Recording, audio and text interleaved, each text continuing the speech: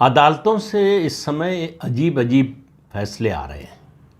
एक नया फैसला आया है 8 अप्रैल को सुप्रीम कोर्ट की 2 जजेस की बेंच ने, ये बेंच थी जस्टिस JB पारदीवाला और जस्टिस R मोहन की। उन्होंने जो फैसला दिया है उससे एक संवैधानिक संकट की स्थिति पैदा हो सकती है या उसके आसार हो सकते हैं।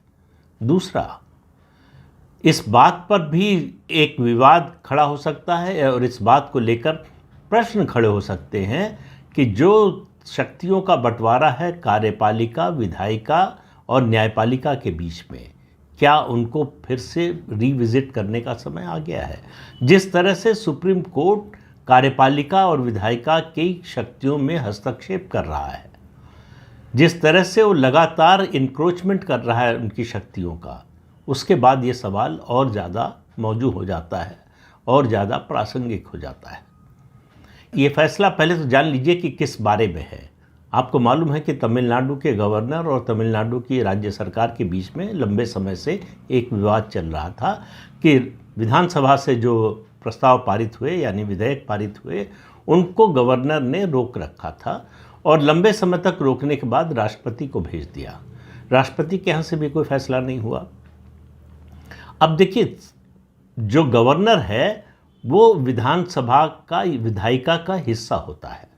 जो विधायिका बनती है वो अगर जो है वहाँ पर बाईकैमरल हाउस है तो दोनों हाउसेस, और बाईकैमरल नहीं है तो फिर विधानसभा और राज्यपाल ये मिलकर जो है विधायिका बनते हैं। क्योंकि विधानसभा कोई प्रस्ताव विधेयक पास करती है, वो भेजती है राज्यपाल के पास। राज्यपाल जब उसको मंजूरी देते हैं, उस पर अपने दस्तखत करते हैं, तब वो कानून बनता है। इसी तरह से व्यवस्था है राष्ट्रीय स्तर पर कि संसद के दोनों सदनों और राष्ट्रपति को मिलाकर संघ बनता है, यानी भारत बनता है। तो संसद के दोनों सदनों से जो प्रस्ताव विधेयक पास होता है वो राष्ट्रपति के पास मंजूरी के लिए जाता है। राष्ट्रपति उसको अगर मंजूरी दे देते हैं तभी वो कानून बनता है। तो इसलिए राष्ट्रपति और राज्यपाल दोनों विधायिका का हिस्सा है। ये हमारी संवैधानिक व्यवस्था है।